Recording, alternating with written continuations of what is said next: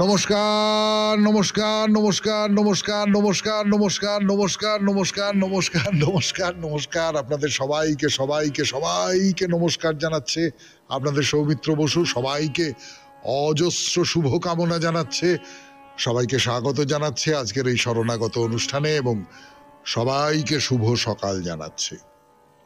শুভ সকাল। আমার গ্রামের বাড়ি তো তারকেশ্বরের কাছে, 10ঘরা গ্রামে, আপনারা অনেকেই জানেন। তো তারকেশ্বরে কিন্তু একটা খুব বড় উৎসব আজ থেকে শুরু হচ্ছে। আজ থেকে পূর্ণিমা পর্যন্ত এই তারকেশ্বর ধামে শ্রাবণী মেলা আরম্ভ হচ্ছে। এছাড়া বর্ধমান জেলার পলসোনা এবং পোশলা গ্রামে শ্রী শ্রী ঝঙ্কেশ্বরী মাতার পূজা ও মহোৎসব। আর একজনের জন্মদিন আজকে, খুব গুরুত্বপূর্ণ একজন, আধুনিক বাংলা সাহিত্যের প্রথম যুগের একজন খুব গুরুত্বপূর্ণ মানুষ, তার নাম প্যারীচাঁদ মিত্র, ছদ্মনাম হচ্ছে টেকচাঁদ ঠাকুর। তার জন্ম হয়েছিল 1814 খ্রিস্টাব্দে। এবারে বলি বেণী মাধবশীলের পঞ্জিকা অনুযায়ী আজকের দিনটার কথা। আজকে 6ই শ্রাবণ 1431, ইংরেজির 22শে জুলাই 2024, সোমবার। আজ প্রতিপদ। সূর্যোদয়ের সময় ভোর 5টা বেজে 6 মিনিট, সূর্যাস্তের সময় সন্ধে 6টা বেজে 22 মিনিট। নক্ষত্র শ্রবণা। আজকে জন্মে মকর রাশি, বৈশ্যবর্ণ, মতান্তরে শূদ্রবর্ণ, দেবগণ। রাত্রি 12টা বেজে 57 মিনিট গতে রাক্ষসগণ। আমাদের হোয়াটসঅ্যাপে চিঠি পাঠাবার নাম্বার 9831922927। চিঠির গোড়ায় অতি অবশ্যই SG লিখতে হবে।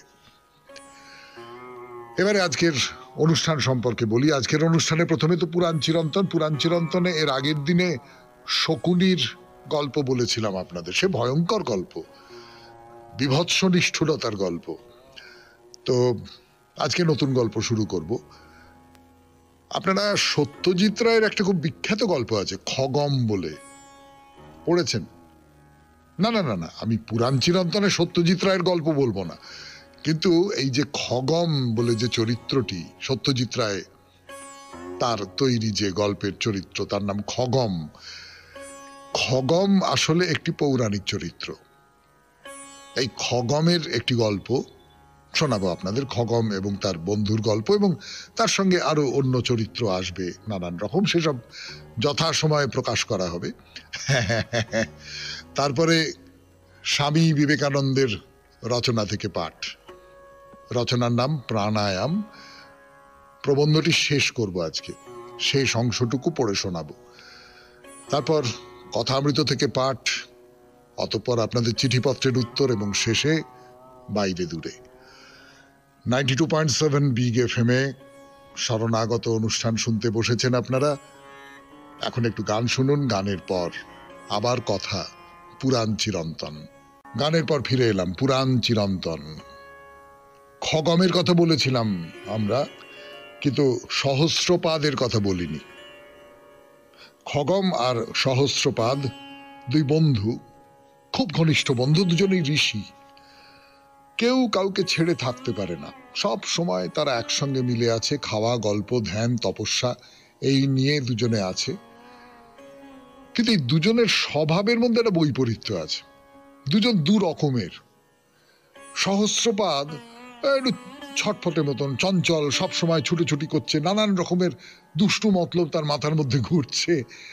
এই রকমের এক ধরনের চঞ্চল মতি ছেলে থাকে না, সহস্রপাদ তাই। যদিও ঋষি বালক, কিন্তু এইরকম ছটফটে ব্যাপার আছে। মানে প্রাচীনকালের মুনি ঋষিদের আশ্রমে যে সমস্ত ছোট ছেলেরা থাকতো, আশ্রমবাসী হয়ে, আশ্রমিক হয়ে, তারা যে সবাই খুব শান্ত সুবোধ বালক ছিল এরকম মনে করবার তো কোনো কারণ নেই।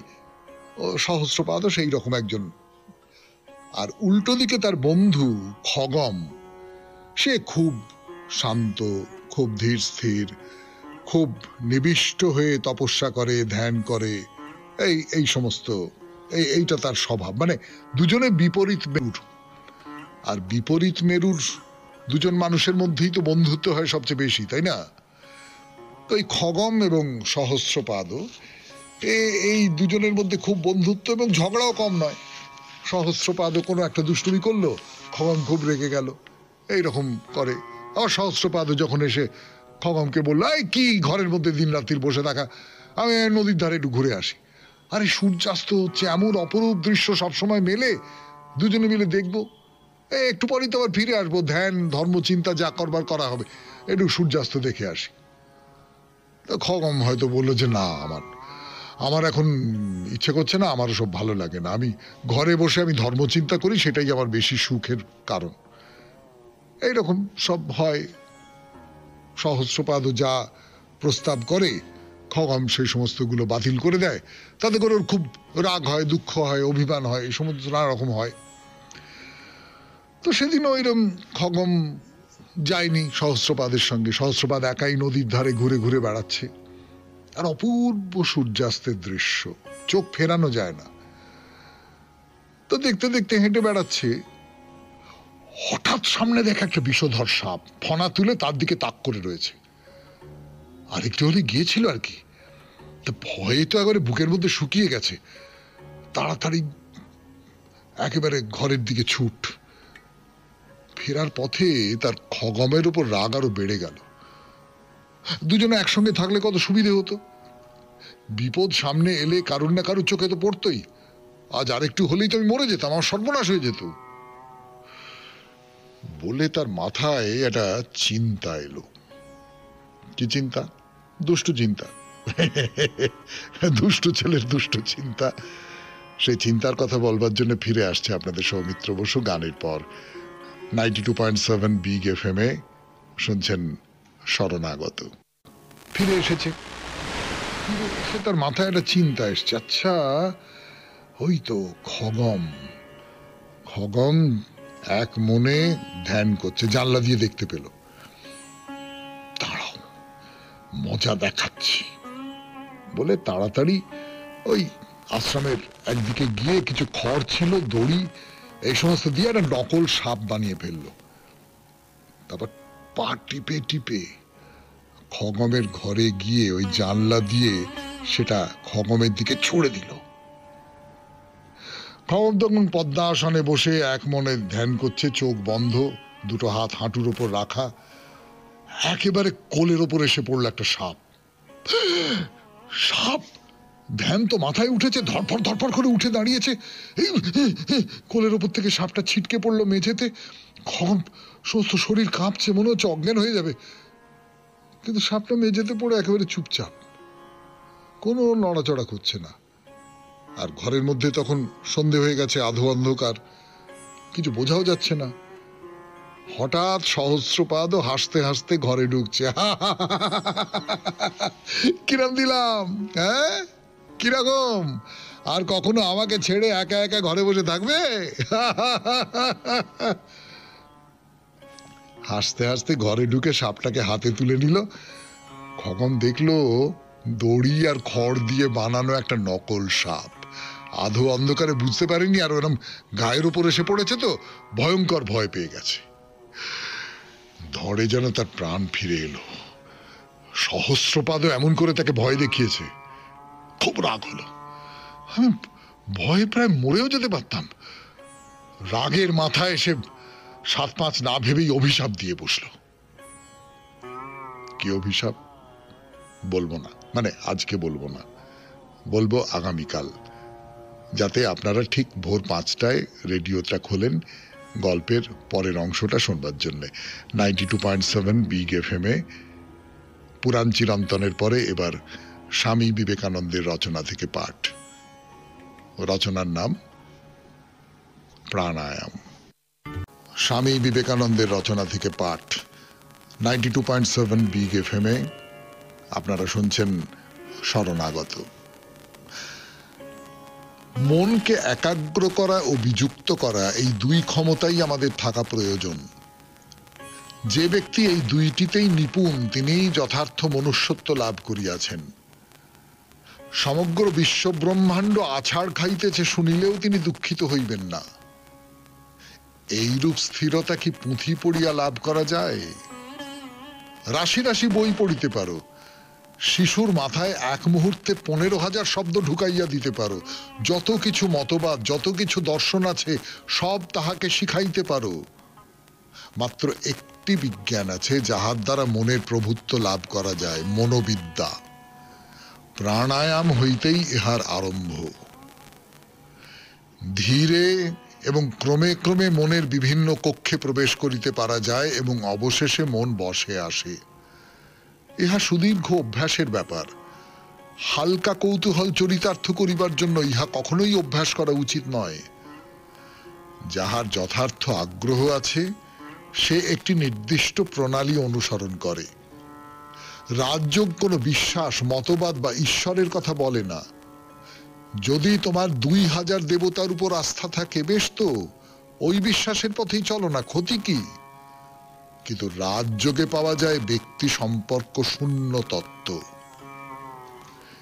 মহা মুশকিল এই যে আমরা বচন ও মতবাদ ঝাড়িতে বৃহস্পতি, কিন্তু এই বাক্যের বোঝা অধিকাংশ মানুষকে কোনোই সাহায্য করে না। তাহাদের প্রয়োজন বাস্তব জিনিসের সংস্পর্শ।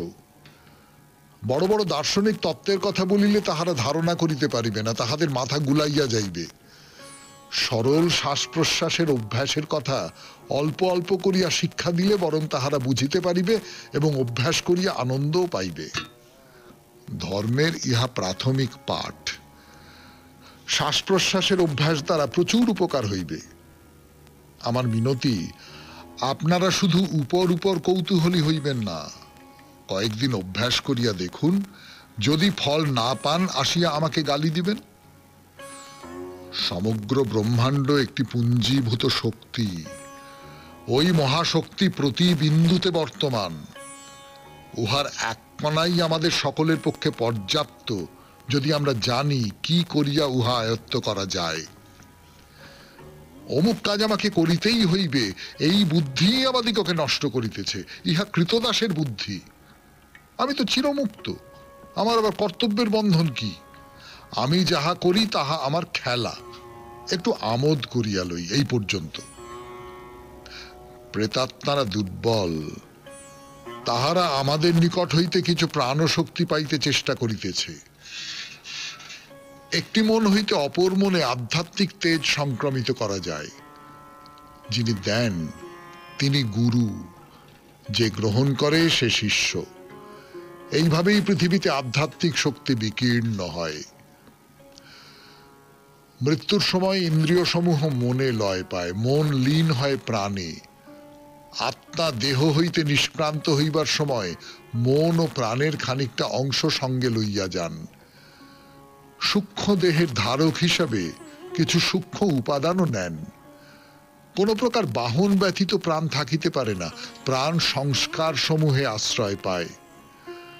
নূতন শরীর পরিগ্রহকালে উহা পুনরায় পৃথক হয়, যথাকালে নূতন দেহ ও নূতন মস্তিষ্ক নির্মিত হয়। আত্মা উহার মাধ্যমে পুনরায় অভিব্যক্ত হন। প্রেতাত্মারা শরীর সৃষ্টি করিতে পারে না। তাহাদের মধ্যে যাহারা খুব দুর্বল, তাহারা যে দেহত্যাগ করিয়াছে তাহাই স্মরণ করিতে পারে না। তাহারা অপর মানুষের শরীরে প্রবেশ করিয়া পৃথিবীর কিছু ভোগ ও সুখ লাভ করিবার চেষ্টা করে। যে কেহ ওই প্রেতাত্মাদের প্রশ্রয় দেয়, তাহাদের সমূহ বিপদ ঘটিতে পারে, কেননা প্রেতাত্মারা তাহার জীবনী শক্তি শোষণ করে।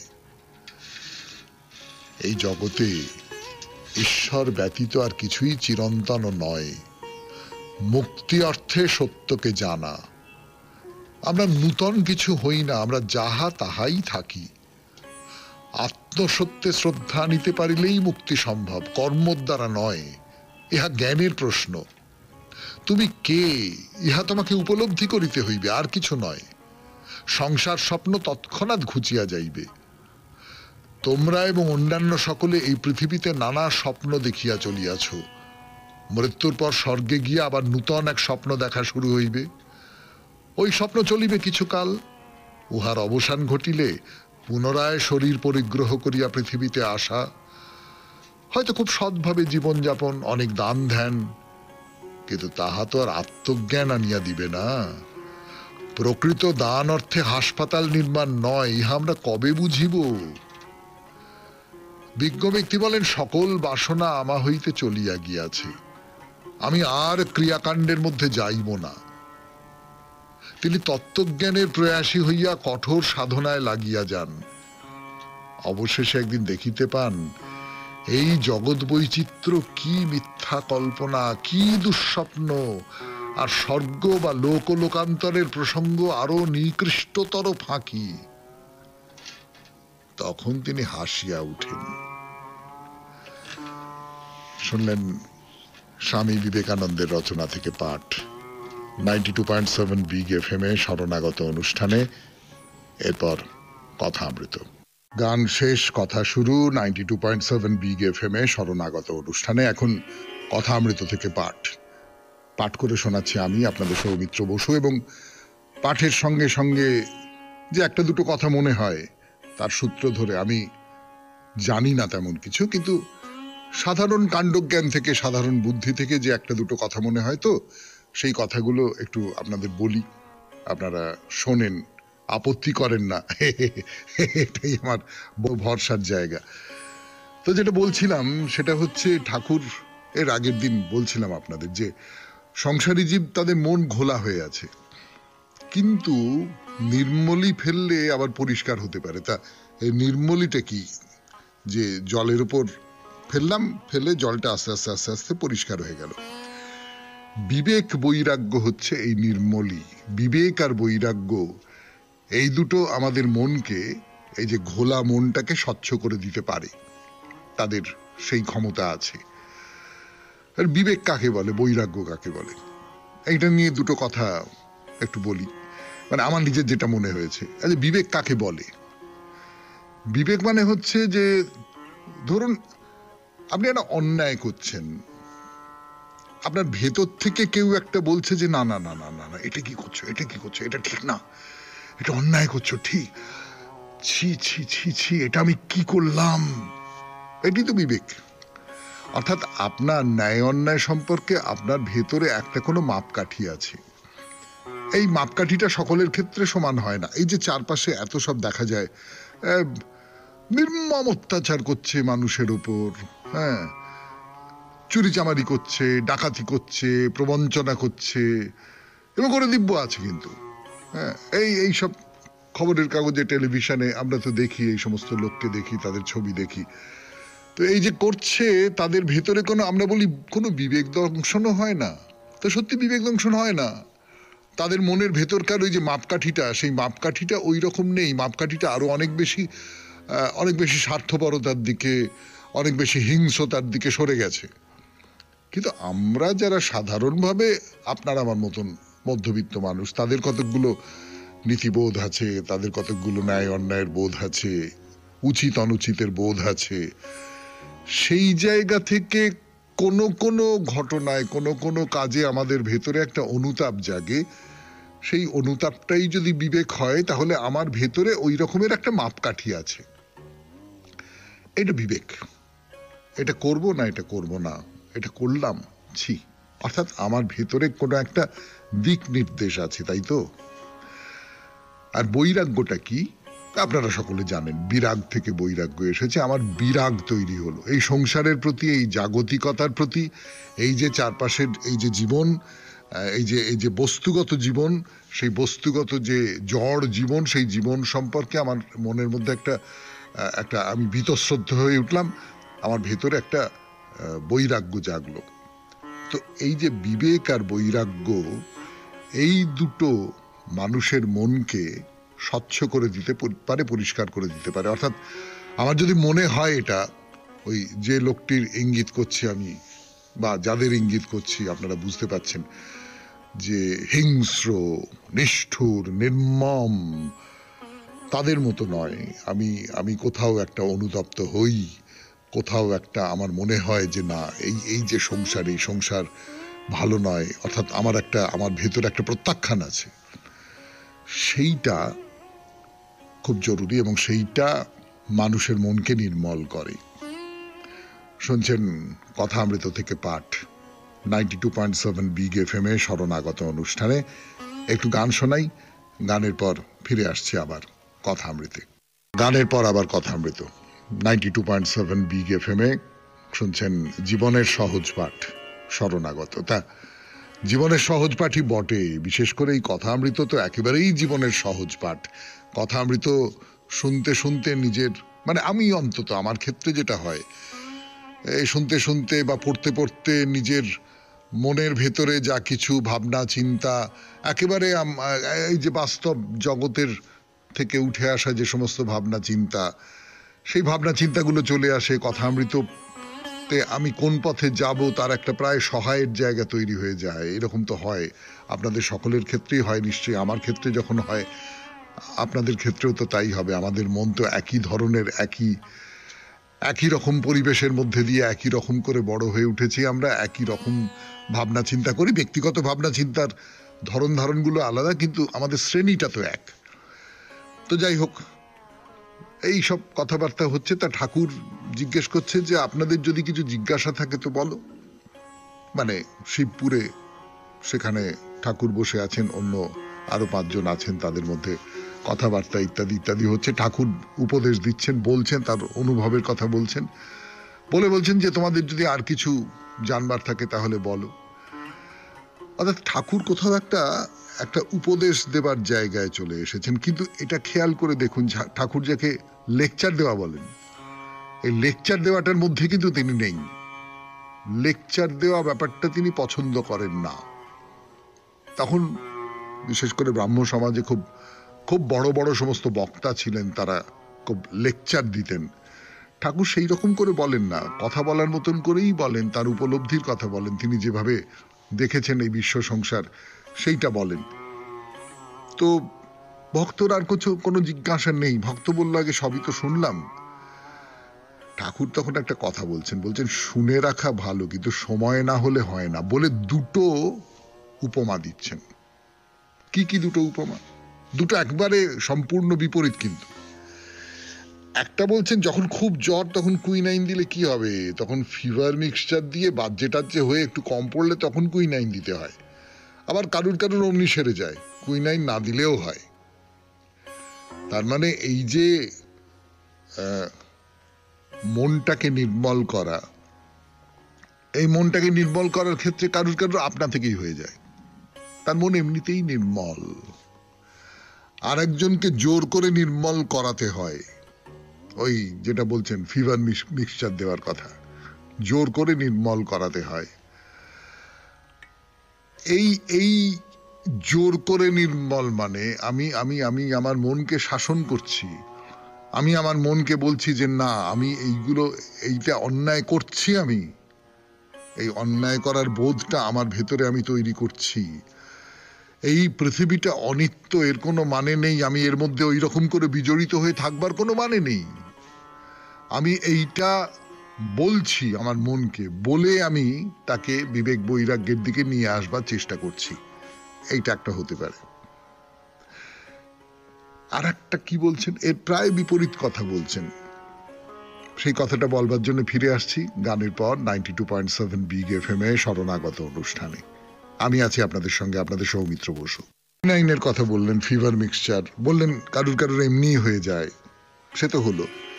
আর ছেলে ঘুমাবার সময় বলেছিল, মা আমার যখন হাগা পাবে তখন তুলো। মা বললে, বাবা আমায় তুলতে হবে না, হাগায় তোমায় তুলবে।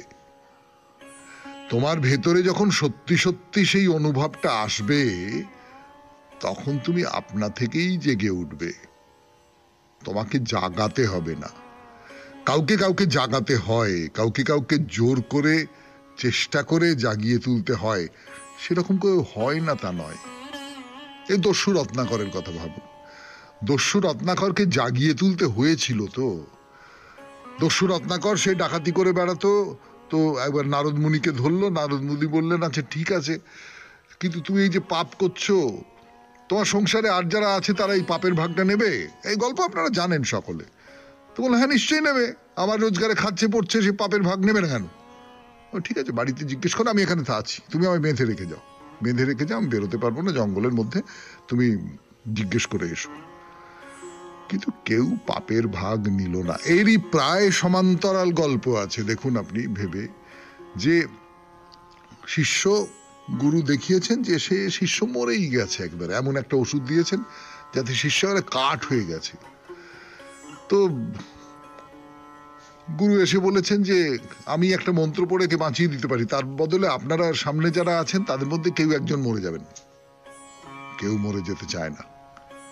তখন শিষ্য বলে ধুত্তের বলে বেরিয়ে পড়লো। তখন রত্নাকর বলে ধুত্তর বলে বাল্মীকি হয়ে গেল। এই যে আঘাতটা, আপনি ভেবে দেখুন, আপনার কোনো একটা চৈতন্য হবার পেছনে এই রকমের একটা তীব্র প্রবল একটা আঘাত অনেক সময় কাজ করে। তো এই আঘাতটা যদি আসে তাহলে আপনা থেকে আপনার ভেতরে বিবেক জেগে উঠতে পারে, আপনার ভেতরে বৈরাগ্য জেগে উঠতে পারে।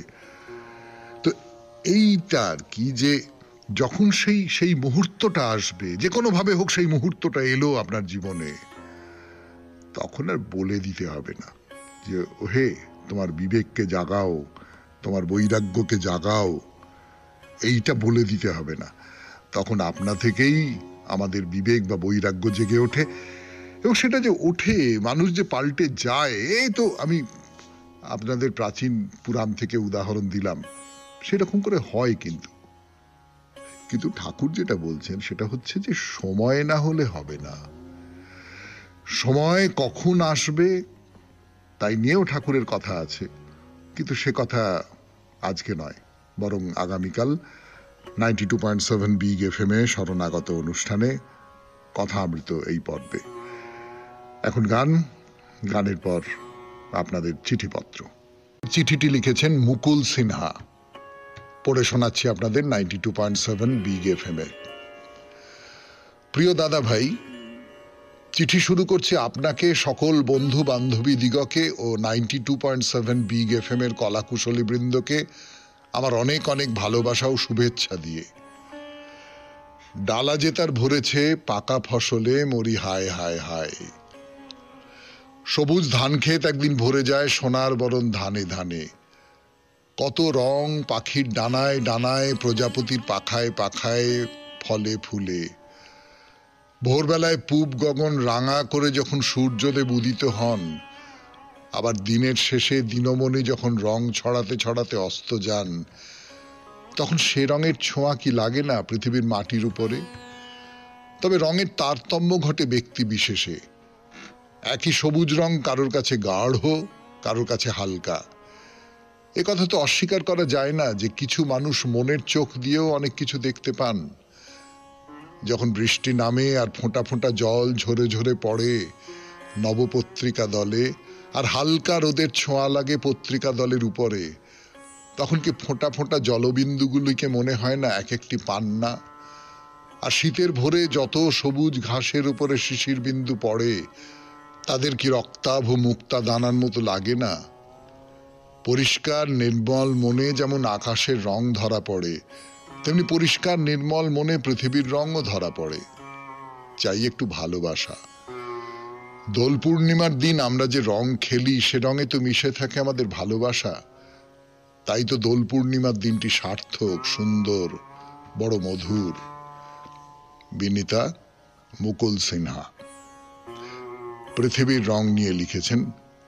ভারী সুন্দর চিঠি, ভারী চমৎকার চিঠি, আপনাকে অনেক ধন্যবাদ। এরপর বাইরে দূরে শুনছেন শরণাগত 92.7 বিগ এফএম-এ। পত্রের পর এবার বাইরে দূরে 92.7 বিগ এফএম-এ শুনছেন শরণাগত, জীবনের সহজ পাঠ। জীবনের সহজ পাঠ নিতে গেলে ঘর ছেড়ে একটু বাইরে বেরিয়ে পড়তে হয়। বাইরে দূরেতে সেই ঘর ছেড়ে বেরিয়ে পড়ার ডাক। তো কামারপুকুরের পথে পথে ঠিক নয়, বরং বলা উচিত মন্দিরে মন্দিরে ঘুরে বেড়াচ্ছি আমরা। এখন এসেছি লাহাদের বাড়ির বিষ্ণু মন্দির দেখতে। তো এই লাহাবাবুদের নিয়ে, বিশেষ করে জমিদার ধর্মদাস লাহাকে নিয়ে কিছু কথা তো বলেছি আপনাদের। তো এই ধর্মদাসের সাহচর্য বলুন, এমনকি বন্ধুত্ব হয়তো বলা যায়, জমিদারের সঙ্গে একজন সাধারণ গৃহস্থের বন্ধুত্ব। সেই বন্ধুত্ব পেয়েছিলেন ক্ষুদিরাম, ঠাকুরের পিতৃদেব। আর চন্দ্রমণির সঙ্গে বন্ধুত্ব হয়েছিল ধর্মদাসের স্ত্রীর, চন্দ্রমণি ঠাকুরের মা। ফলে বুঝতেই পারছেন এ বাড়িতে ছিল গদাধরের অবাধ যাতায়াত। আর তাছাড়া বাড়ির যে অংশে মন্দির আছে সেখানটায় তো যে কোনো মানুষ ঢুকে পড়তে পারেন। আর এটাও দেখেছি জানেন, তখনকার দিনের মানুষেরা না ঘর দুয়ার অত আঁটো করে রাখতো না। পাড়া প্রতিবেশী যখন তখন চলে এলো বাড়ির ভেতরে, ঢুকে পড়লো, মানে আগলটা কম ছিল আর কি। তো যাই হোক, পাঠশালা পালিয়ে গদাধর এই মন্দিরে চলে আসতেন, এসে এই মন্দিরে এক কোণে বসে বসে ছবি আঁকতেন। এই কারণেই মন্দিরটা দেখবার জন্য আলাদা রকমের একটা কৌতূহল হয়। মানে এ তো নিছক একটা বিষ্ণু মন্দির নয়, এর সঙ্গে তো আমাদের ঠাকুর শ্রী রামকৃষ্ণ পরমহংসদেবেরও একটা সংযোগ কোথাও আছে। তো এখন এই মন্দির যাদের হাতে, যারা পরিচালনা করছেন, তারা এই কথাগুলো মনে রেখেছেন। ফলে মন্দিরে উঠে এক কোণে তারা একটা মূর্তি গড়ে রেখে দিয়েছেন। সেই মূর্তিতে দেখানো আছে যে গদাই এক মনে বসে মা কালীর ছবি আঁকছেন। একটা ব্যাপার দেখে একটু কৌতুকী জাগে মনের মধ্যে। এই মূর্তিকে দেখে ঠিক বালক গদাই বলে মনে হয় না, কিন্তু খানিকটা তরুণ সাধুর মতো লাগে। খালি গা, গলায় রুদ্রাক্ষের মালা, মাথার চুল চূড়া করে বাঁধা। মানে সোজা কথায় পাঠশালা থেকে পালিয়ে আসা বালকের মতো তাকে দেখে মনে হয় না। যাকে ভক্তের চোখ সবসময় বাস্তব বলুন, সম্ভাব্যতা বলুন, তাকে মেনে চলবে এমনটা তো না হতেই পারে। মানে হয় না যে, তা তো আমরা এই বাইরে দূরেতে বহুবার দেখেছি। কি বলেন? তাহলে এই লাহাবাবুদের বিষ্ণু মন্দিরের কথা বলবার জন্য ফিরে আসছি গানের পর। 92.7 বিগ এফএম এ শুনছেন শরণাগত। বিষ্ণু মন্দির, এই বিষ্ণু মন্দিরটা হবে ধরুন 5-6 বছরের পুরনো। এখন পুরনো মন্দিরের একটা রূপ আছে না, এবং একটা একটা অন্য রকমের গন্ধ আছে। সেই মন্দিরের ভেতরে ঢুকলে একটা অন্য রকমের ঠান্ডা টের পাওয়া যায়। আমাদের গ্রামের বাড়ির কাছাকাছি এরকম 2টি জমিদার বাড়ি আছে, বিশ্বাসদের বাড়ি আর রায়দের বাড়ি। তো সেই সব বাড়ির পুজো দালানের কথা খুব মনে পড়ে যাচ্ছিল। তো উঁচু সিলিং, সে সিলিং মাথার উপরে কত উপরে উঠে গেছে। গর্ভগৃহে ঢোকবার মুখে 2টো সৈন্যের মূর্তি পাহারা দিচ্ছে যেন ঠাকুরকে। মনে পড়ে ওই 2টো জমিদার বাড়িতে ওই রকম প্রহরীর মূর্তি ছিল। তাদের গোঁফ আমার খুব প্রিয় ছিল, এই বড় গোঁফ তো। সে একেবারে বাচ্চা বয়সের কথা। তো লাহাবাবুদের এই মন্দির তো 500 বছরের পুরনো, তার মানে কিছু না হোক 16 শতাব্দীতে তৈরি। 18 শতাব্দী নাগাদ মারাঠা বর্গীরাই বাংলায় ঢুকে গ্রামে গ্রামে লুটতরাজ করত। তাদের হাত থেকে বাঁচবার উপায় হিসেবে অনেক জমিদার বাড়িতেই মাটির তলা দিয়ে সুড়ঙ্গ পথে পালাবার ব্যবস্থা করে রেখেছিলেন, যাতে ধন প্রাণ দুই রক্ষা করা যায়। তা লাহাবাবুদের এই বিষ্ণু মন্দিরেও এইরকম মাটির তলা দিয়ে সুড়ঙ্গ পথ ছিল। মানে বিষ্ণু দেবতাকে তো কোনোভাবে বাঁচাতে হবে। তাহলে সেই বিষ্ণু মূর্তিকে দর্শন করা যাক, যে বিষ্ণু মূর্তি আমাদের ঠাকুর হয়তো কতবার দেখেছেন, তাকে পুজো করেছেন তার সেই দুষ্টুমি বয়সের কালে। না না, বড় কোনো মূর্তি নয়। ভেতরে ঢুকলে দেখতে পাবেন ছোট্ট একটা কাঠের আসন, তার উপরে অধিষ্ঠান করছেন বিষ্ণুদেব শালগ্রাম শিলারূপে। তার পেছনে অবশ্য শ্রীকৃষ্ণের একটি ছবিও আছে, আর তার ঠিক পাশে লেখা আছে নিচের ঘর, অর্থাৎ সেই সুড়ঙ্গ পথ যার কথা একটু আগে বলছিলাম। না, সুড়ঙ্গ পথের কথা আর বলবো না, আর কোনো কথাই বলবো না। আজকের মতো শেষ করব শরণাগত। আমাদের হোয়াটসঅ্যাপে চিঠি পাঠাবার নাম্বার 9831922927। চিঠির গোড়ায় অতি অবশ্যই SG লিখতে হবে। শেষ করব কবিতা দিয়ে, রবীন্দ্রনাথের কবিতা। আমার তরে পথের পরে কোথায় তুমি থাকো, সে কথা আমি শুধাই বারে বারে। কোথায় জানি আসনখানি সাজিয়ে তুমি রাখো, আমার লাগি নিভৃতে এক ধারে। বাতাস বেয়ে ইশারা পেয়ে গেছি মিলন আসে, শিশির ধোয়া আলোতে ছোঁয়া শিউলি ছাওয়া ঘাসে। খুঁজেছি দিশা বিলোল জল কাকলি কল ভাসে, অধীর ধারা নদীর পারে পারে। আকাশ কোণে মেঘের রঙে মায়ার যেথা মেলা, তটের তলে স্বচ্ছ জলে ছায়ার যেথা খেলা। অসৎ শাখে কপোত ডাকে সেথায় সারা বেলা, তোমার বাঁশি শুনেছি বারে বারে। কেমনে বুঝি আমারে খুঁজি, কোথায় তুমি ডাকো, বাজিয়া উঠে ভীষণ তব ভেরি। শরমও লাগে, মন না জাগে, ছুটিয়া চলি নাকো, দ্বিধার ভরে দুয়ারে করি দেরি। ডেকেছ তুমি মানুষ যেথা পীড়িত অপমানে, আলোক যেথা নিবিয়া আসে শঙ্কাতুর প্রাণে। আমারে চাহি ডঙ্কা তব বেজেছে সেইখানে, বন্দি যেথা কাঁদিছে কারাগারে। পাষাণ ভিত টলিছে যেথা ক্ষিতির বুক ফাটি, ধুলায় চাপা অনল শিখা কাঁপায়ে তোলে মাটি। নিমেষে আসি বহু যুগের বাঁধন ফেলে কাটি, সেথায় ভেরি বাজাও বারে বারে। খুব ভালো থাকবেন, আনন্দে থাকবেন।